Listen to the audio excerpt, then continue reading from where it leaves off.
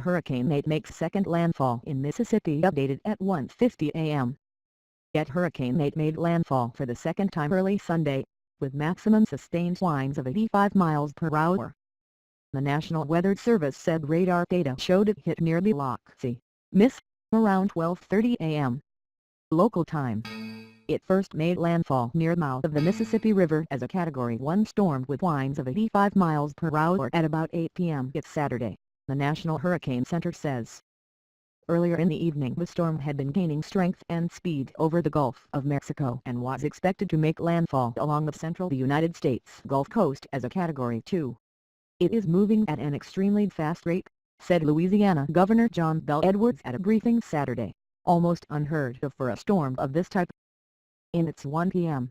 CD advisory, the National Hurricane Center said the storm was located about 100 miles south of the mouth of the Mississippi River and headed north-northwest at 25 miles per hour.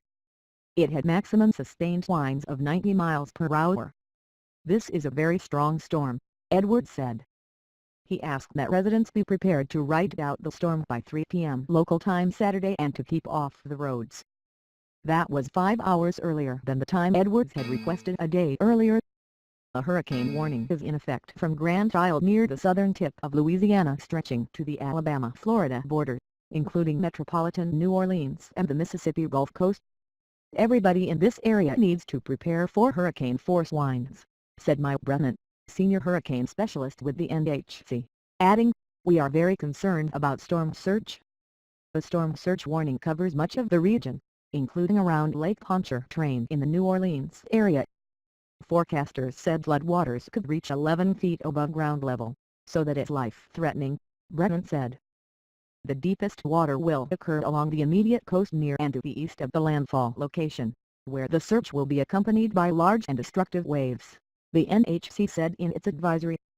Grand Isle is under a mandatory evacuation, as are parts of New Orleans. Other parts of southeastern Louisiana are voluntary evacuation areas. Edwards said emergency shelters are open in every parish where evacuations have been called. "It is critical that everyone told to evacuate do it now," Edwards said at the noon briefing, local time Saturday. He said that 3/4 of hurricane fatalities are caused by water and that motorists could be fooled by deceptively deep water. A mandatory curfew begins at 7 p.m. Saturday in New Orleans and lasts until the risk has passed, said the city police department in a statement. Officials in Mississippi recommended evacuations for all low-lying areas and for people living near waterways and in mobile homes. Meantime, Hurricane Nate has put the Central Gulf economy at a standstill, NPR's Debbie Elliott reports for Weekend All Things Considered. Not only are businesses closing and boarding up, but shipping and oil and gas production is halted.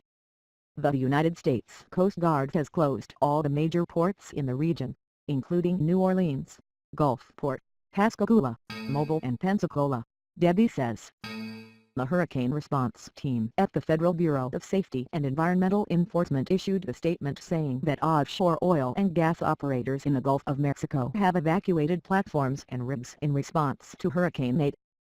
Personnel from some 301 production platforms, 40.84% of the 737 manned platforms in the Gulf of Mexico, have been evacuated. Facilities will be inspected after the storm has passed. On Friday, President Trump approved an emergency declaration for Louisiana, authorizing the Department of Homeland Security and the Federal Emergency Management Agency to coordinate relief efforts. The governors of Florida, Alabama and Mississippi have all declared states of emergency ahead of the storm regardless of where the storm makes actual landfall.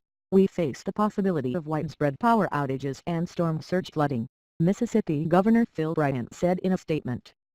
"I ask everyone to please have a plan, especially those that live in mobile homes and low-lying areas." Earlier in the week, Nate was a weaker tropical storm, but heavy wind and rain and subsequent flooding were blamed for several deaths in Nicaragua, Costa Rica, Honduras and El Salvador. NPR's Debbie Elliott and Maquita Peters contributed to this report.